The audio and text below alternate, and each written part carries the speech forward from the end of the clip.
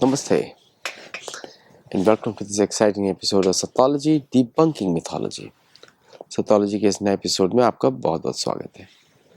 आज बड़ी इंटरेस्टिंग सी बात हुई अमेरिका का। कल मैंने आपको बताया था इमिग्रेशन के लॉज के ऊपर।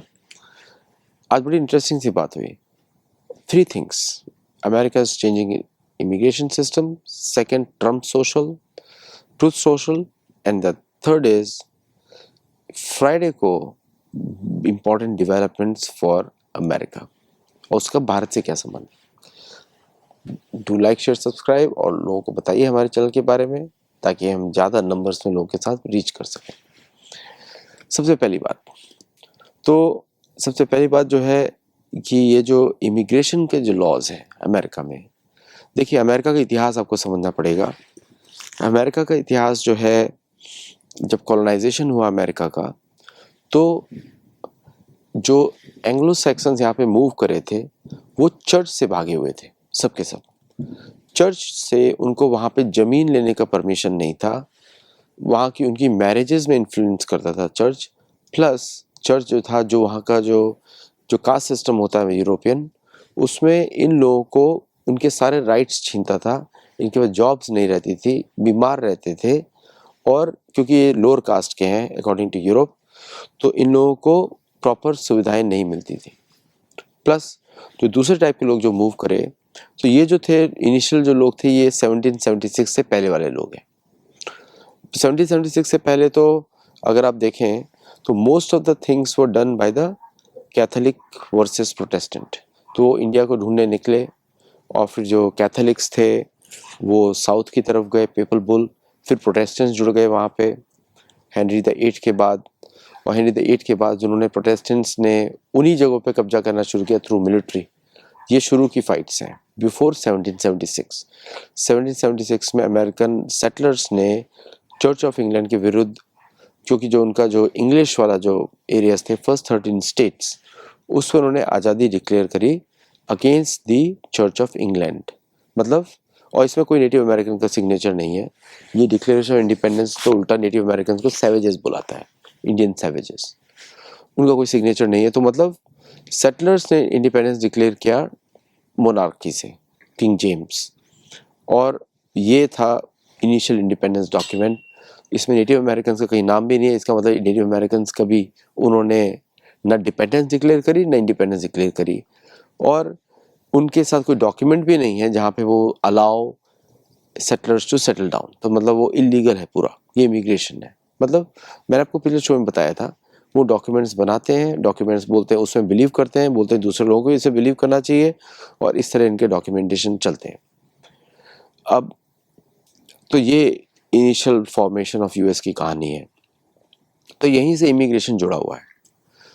इमिग्रेशन जो डॉक्यूमेंट है सेटलर्स का, वो एनकरेजेस यूरोपियन वाइट लोगों को मूव करने के लिए अमेरिका में, ये इनिशियल डॉक्यूमेंट है। लेकिन शुरू में जब कॉलोनाइजेशन की वजह से स्लेवरी रैम्पेंट हो गई, तो उन्होंने ब्लैक अफ्रीकन अमेरिकन को बुलाया। फिर रेल रोड एक्सपेंशन के लिए, क्योंकि वो खुद कठिन परिस्थितियों में काम नहीं कर सकते थे, उन्होंने चाइनीज़ को बुलाया, क्योंकि चाइना में मंचूरिया में ओपियम ट्रेड था, तो ब्रिटिश का वहाँ पहचान थी, तो ब्रिटिश वहाँ से लेकर आए। 1857 में भारत में जब रिवोल्ट हुआ ब्रिटिश के विरुद्ध, ईस्ट इंडिया कंपनी के विरुद्ध, उसके बाद से ब्रिटिश गवर्नमेंट ऑफिशियली रूल कर रही थी भारत में। तो 1857 का गदर के बाद उन्होंने भारतीयों के आने की रोक लगा दी, क्योंकि उनको लगा था कि भारतीय जो है यहाँ पे आएंगे तो ये नेटिव अमेरिकन के साथ मिलकर ये हमारी सरकार को फेंक देंगे। तो इसलिए भारतीयों पे रोक लगाई गई। वो 1923 का कोर्ट रेजोल्यूशन भी है, इंडियंस नॉट अलाउड। लेकिन चाइनीज़ अलाउड, क्योंकि चाइनीज़ ने रिवोल्ट नहीं किया कभी भी। चाइनीज़ एक बस काम कर रहे हैं तो काम ही कर रहे हैं, and they were not revolting. उनको कोई पॉलिटिकल अंडरस्टैंडिंग नहीं था, and they were considered to be good workers. तो वो रेल रोड्स बनाते रहे। इसलिए आपको बहुत सारा चाइनीज़ पॉपुलेशन दिख जाएगा old from 1800s onwards, 1850 onwards. Bharat का बहुत कम मिलेगा, क्योंकि भारतीयों को ब्रिटिश गवर्नमेंट ने यूज़ किया, एजुकेटेड भारतीयों को, to settle them in Guyana and other parts of the British Empire, Fiji और उस एरियाज़ में जहाँ पर उनको पढ़े लिखे लोगों की ज़रूरत थी उनके लिए सरकार चलाने के लिए, बिकॉज ब्रिटिश और वेरी स्पेस थिन। तो इमिग्रेशन जो पूरे लॉज हैं आर उस समय के चल रहे हैं लॉज। तो इसमें एंग्लो सैक्सन्स या सैक्सन्स को बढ़ावा दिया गया, उसमें भी प्रोटेस्टेंट्स को ज़्यादा दिया गया, because Protestant belong to one creed. और उसके पहले 1648 में ट्रीटी ऑफ वेस्टफालिया हुआ था, जब वहाँ पे प्रोटेस्टेंट्स और कैथोलिक की लड़ाई को शांत करने के लिए रोमन कैथोलिक चर्च और प्रोटेस्टेंट चर्च ने एग्री किया कि that we will not fight, instead will divide the lands, जहाँ पे लोग फ्रीली प्रैक्टिस कर सकते हैं, चाहे कैथोलिसिज्म हो चाहे प्रोटेस्टेंटिज्म हो। लेकिन अमेरिका में वो नहीं हुआ। अमेरिका में ब्रिटिश आर्मी ने सबको डिफीट किया, तो प्रोटेस्टेंटिज्म बिकम द मेन, क्योंकि ये सेटलर्स कॉलोनी है। तो सेटलर्स सारे जो थे एक ही तरफ से आए, और बाद में 1920 से लेके 1930 तक, 1908 से लेके 1930 तक भयंकर इमिग्रेशन हुआ, up to 26 million to 40 million settlers.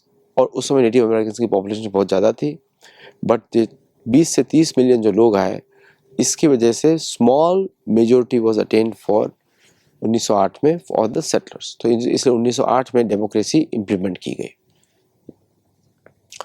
तो ये इमिग्रेशन लॉज वहाँ से चल रहे हैं, तो होमोजेनियस पॉपुलेशन क्रिएट करने के लिए। लेकिन now with the advancement of everything else, और अमेरिका को बहुत सारे वर्कर्स चाहिए थे क्योंकि वहाँ की पॉपुलेशन बूढ़ी हो रही थी बिकॉज ऑफ लेस चाइल्ड पर फैमिली, इसलिए बाकी इमिग्रेंट्स को बुलाया गया for the IT revolution. Indians बहुत आए 90s के बाद में, इंडियंस बहुत आए। 90s से पहले बहुत कम इंडियंस थे, और 90s के बाद बहुत इंडियंस आए, और ये पॉपुलेशन बढ़ती रही विद डाइवर्स क्राउड।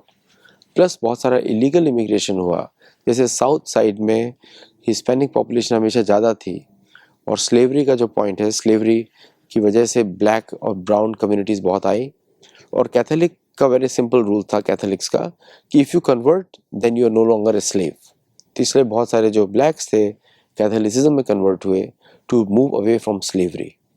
और जब स्लेवरी को पूरी तरह से अबॉलिश किया गया और फिर 1965 में सबको राइट्स दिए गए, उसके बाद to gain more workers America depended on South America also, because it is a homogeneous religious faith based communities. तो कैथोलिसिज्म आया, और बहुत सारा इलीगल माइग्रेशन भी हुआ from south border into USA, और धीरे धीरे अमेरिका की पॉपुलेशन सब जगह की बढ़नी शुरू हो गई।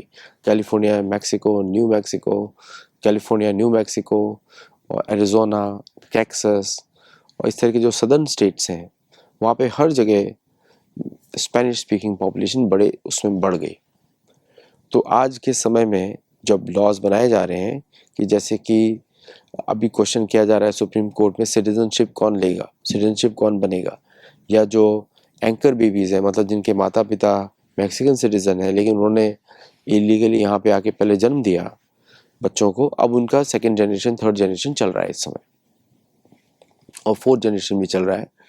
और उनको अब सुप्रीम कोर्ट के लॉज इस तरह बन रहे थे, they are trying to modify कि वो लोग यहाँ पे नहीं रह सकते। आगे देखते हैं क्या होता है। नाउ इस पे जो विवाद है, जो पूरा विवाद है, वो इसी पे फोकस कर रहा है कि कौन अमेरिका का सिटीजन है, कौन नहीं है। मतलब अगेन सेम वो डॉक्यूमेंटेशन की बात है। तो वो they are trying to also remove कि बर्थ बेस्ड सिटीजनशिप ऑल्सो सब लोगों का, जिसके माता पिता यहाँ पे सिटीजन पहले से नहीं थे। तो उस पर भी बात चल रहा है काफ़ी, और नेचुरलाइजेशन सर्टिफिकेट पे भी बातें चल रहा है कि लोगों को होना चाहिए या नहीं होना चाहिए। तो उससे बहुत लोग अफेक्ट करने वाले हैं। तो डेमोक्रेट्स प्रोटेक्ट करने की कोशिश कर रहे हैं इस लॉ को, और रिपब्लिकन्स उसको अपोज कर रहे हैं। इसकी वजह से पूरे देश में अशांति है। अब इसका क्या आउटकम होगा हम लोगों को तो पता नहीं इसका आउटकम, लेकिन एक बात तो सही है कि it is A concerning situation for everybody, लोगों को इसमें दिक्कत है। नाउ इंटरेस्टिंगली अब जो है पूरी दुनिया को एक चीज़ पता लग गई है कि इंटरनली अमेरिका के जो डिविजन्स हैं वो फेथ बेस्ड कॉलोनाइजेशन से सॉल्व नहीं हो सकते। उसके लिए आपको नॉन फेथ अप्रोच चाहिए, जो है नहीं, क्योंकि हर चीज़ फेथ से ही बनी है। मतलब यहाँ तक कि जो 50 स्टेट्स हैं वो एक चर्च को, सबको एक एक चर्च को दिए गए थे ताकि वो अपना बनाए, क्योंकि चर्च जो था एक बेसिस था उसके ऊपर से कॉलोनाइजेशन करने का। क्योंकि आपको नेटिव अमेरिकन को कन्वर्ट करना है। और जब तक कि homogeneous faith with homogeneous society नहीं बनती है तब तक आप उसको रूल नहीं कर सकते। ये एंग्लो सेक्शंस का मानना है, सेक्शंस का मानना है। जैसे भारत में भी जो होमोजेनिटी है वो सनातन धर्म से आती है, तो इसलिए पूरा भारत जो है एक तरीके से सोचता है, उसको सोचने का तरीका अलग है। लेकिन यहाँ पर ऐसा नहीं है। यहाँ पर जो है, क्योंकि वो यहाँ के जो लोकल नेटिव्स हैं उनका धर्म अलग होता है, उनका जो मत पंथ अलग होता है, और इन लोगों का रिलीजन होता है। तो रिलीजन वर्सेस धर्म की लड़ाई है अमेरिका में। तो धर्म को मानते नहीं है, रिलीजन को मानते हैं। तो जैसे कि जुडाइज़म, इस्लामिज़म, क्रिश्चियनिज़म, इनको रिलीजन माना जाता है, लेकिन बुद्धिज़्म को भी मानते हैं, लेकिन हिंदू को नहीं मानते, और ये नेटिव रिलीजन्स को नहीं मानते। उनको एग्नोस्टिक, नॉन रिलीजियस कम्युनिटीज़ माना जाता है, वो आज भी चलता है। अब इस डिवीज़न का जो असर है, इसका पॉलिटिक्स पर भी असर पड़ता है। तो चाहे वो पॉलिटिक्स बोले या ना बोले, लेकिन डिसीजन सारे इस बेसिस पर ही होते हैं कि जो नॉन रिलीजियस पीपल हैं उनका कोई राइट्स ही नहीं है। तो जब वो आप भारत के साथ डील करेंगे तो उनका कोई राइट्स ही नहीं है, मतलब भारतीयों को कोई राइट्स ही नहीं। Bharat negotiate should, why should they negotiate also, they should not be negotiating also. इस तरह का उनका मानसिकता है। मतलब वो नेगोशिएट भी ना करें, वो उनको आर्ग्यू भी ना करें, उनका ट्रेड डील भी उनके टर्म्स पर हो, क्योंकि उनको राइट्स नहीं है, क्योंकि वो रिलीजियस उनका सेम नहीं है। इस बात को हमको बहुत अच्छी तरह समझना पड़ेगा, क्योंकि यही स्टेट पॉलिसी चलती है, बिहाइंड द सीन यही मानसिकता है। अब भारत ने उनके साथ, भारत उनसे नेगोशिएट कर रहा है, तो भारत जो भी पॉइंट रखेगा उसको ये बोलेगा कि बड़ा टफ नेगोशिएटर है। इससे आपको प्रसन्न नहीं होना है, इससे आपको और भी अपने राइट्स प्रोटेक्ट करने हैं, क्योंकि ये टफ नेगोशिएटर है कि आपको तारीफ किया जा रहा है, उससे खुश नहीं होना है हम लोग को। तो भारत से प्रसन्न नहीं है, और चाइना ने इनको कुछ ट्रेड डील दिया नहीं है। चाइना ने बस एग्री किया है, agrees of discussion, points of discussion. शायद भारत के साथ भी ऐसा ही एंड हो, पॉइंट्स ऑफ डिस्कशन, क्योंकि कोई अमेरिका को पैसा देना नहीं चाहता, क्योंकि उसको मालूम है क्या करेगा पैसे से, ये पैसे को उन्हीं के विरुद्ध यूज़ करेगा। और आपको मैंने पिछले शो में बताया भी था कितना एक्सपेंडिचर होता है यहाँ पे। वो आर्टिफिशियल इकोनॉमी बनाई है, वो actual cost of the product नहीं है, उसको छुपाया जाता है। और या फिर कोई अगर ज़्यादा मार्जिन से उनको डोनेट करता है या देता है, इन्वेस्टमेंट करता है, देन उसको रखा जाता है उस हिसाब से। Now coming to today's point, ना इतिहास बताना जरूरी है। तो आपने समझा कि ये क्या इतिहास है। मेरी बुक में पढ़ सकते हैं, gold glory and God, Narad the making of A statesman, you can read those books also, and तो उसमें भी आपको पता लगेगा। Now what is the current challenge. अब जैसे एसईओ में भारत बाहर आया, okay, phenomenal news for Bharat. Rajnath Singh ने बड़ा, भारत का रिलेशनशिप विद रशिया वो सेम कॉन्टिनेंट पे है, लेकिन फिर भी अमेरिका को प्रॉब्लम है, क्योंकि वो एक्सपेक्ट ही नहीं करता है कि आप लोग जुड़े, आप लोग साथ में रहें। Old British mindset, divide and rule. कैसे डिवाइड करेंगे? Put pressure on certain countries to take side. मतलब वो अमेरिका में बैठा हुआ है, लेकिन प्रेशर डाल रहा है ईरान के ऊपर। ईरान के थ्रू अनसर्टेनिटी रखी जाएगी, इजराइल के थ्रू एक्शंस लिए जाते रहेंगे, और जो उनके बेसेस हैं सेंटकॉम, अफ्रीका कॉम, उसके हिसाब से हर जगह कॉन्स्टेंटली ये जो उपद्रव है या डिस्टर्बेंस है वो क्रिएट की जाएंगी, जिससे कि क्या होगा कि लोग चूज़ करेंगे, या तो अमेरिका को चूज़ करेंगे या किसी और को चूज़ किया, चाइना को चूज़ किया, वापस एक्शन, और करप्शन को बढ़ाया जाएगा। Free endless supply of dollars, और स्टेबल कॉइन डॉलर से पैक्ड है, उसके थ्रू डीडॉलराइजेशन करने का प्लान है।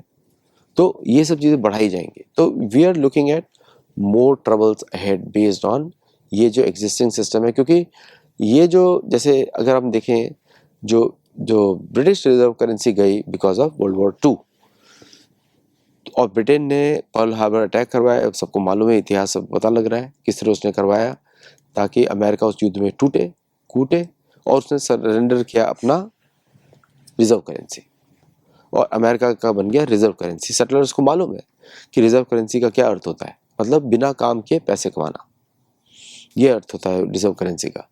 यूरोप ने थोड़ा डिवीजन करने की कोशिश करी, अमेरिका ने यूरोप में बहुत एक्शंस लिए। अब यूरोपियन रिजर्व करेंसी इतनी ज़्यादा यूज़ नहीं होती है, थ्रू प्रेशर और अदर टेक्टिक्स। इस बार ट्रम्प का नेटो जाने का यही मेन कारण था, वो अपना डिफेंस स्पेंडिंग बढ़ाए, क्योंकि अमेरिका वो काम नहीं कर सकता। इसका मतलब ये है अमेरिका अपना रिजर्व करेंसी स्टेटस को लूज होने देना चाहता है बिकॉज इट इज़ अनमैनेजेबल। तो अभी तक जो प्रॉस्पेरिटी था वो अनमैनेजेबल था। इसका मतलब और भी बहुत कुछ आता है कि अब मैन्युफैक्चरिंग जो है अमेरिका में लाने के लिए अमेरिका को वापस अपनी करेंसी को डिवैल्यू करना पड़ेगा। वो हमको लगता ही है, सबको मालूम ही है, हम सबको मालूम। और हमारे शो पे अंकित जी तो बहुत सालों से बता रहे हैं। लेकिन अब जो इंटरेस्टिंग चीज़ हुई है वो ये है कि इस समय भारत का प्रोएक्टिव मिलिट्री एक्शन देख के और भारत ने जो रिफ्यूज़ किया है military bases on Indian soil, और पाकिस्तान और बांग्लादेश ने एग्री किया है to have military bases on their soil, वो उन्होंने टारगेट किया to target India as well as China, दोनों को। लेकिन जो भारत का एयर डिफेंस सिस्टम है जिसको उन्होंने टेस्ट भी किया F-35 के थ्रू, उसने इनके सारे प्लान्स चौपट कर दिए हैं। इंडियन एयर डिफेंस सिस्टम ने अमेरिका के सारे प्लान्स चौपट कर दिए। अब उनको ये पता लगा है कि द एयर डिफेंस सिस्टम जो भारत का है which is made in India is very very powerful, और भारतीय डिफेंस सिस्टम की क्षमता उनके थर्ड सिस्टम से भी बेटर है। क्योंकि थर्ड सिस्टम में जो उन्होंने डिफेंस किया था वो एक सर्टेन ट्रेजेक्टरी के लिए किया था, और बहुत ही महंगे सिस्टम्स होते हैं, लेकिन वो उनका एफिकेसी इस युद्ध में प्रूव नहीं हुआ, क्योंकि मोस्ट ऑफ द जो इंटरसेप्शंस थे ईरानी मिसाइल के वो किए एरो 8 ने, जो भारत और इजराइल का मिक्सचर है। तो यहाँ पे इजराइल जो है, नाउ इट इज़ अंडरस्टैंडिंग कि वो Israel is more now closer to India for their protection than other countries. तो इजराइल जो है अब मोर इंडिपेंडेंट एक्शंस लेगा। उनको ये भी पता लगा कि अमेरिका पे डिपेंड नहीं किया जा सकता, बदलते रहते हैं, और उनको उनकी सिक्योरिटी उनको भारत की आवश्यकता पड़ेगी, और अगर भारत की सिक्योरिटी की आवश्यकता पड़ेगी तो उनको भारत के इश्यूज़ पर भी ध्यान देना पड़ेगा। भारत को कोई हेल्प नहीं चाहिए इसराइल से, भारत उल्टा भारत उसको हेल्प करता है, भारत को हेल्प नहीं चाहिए।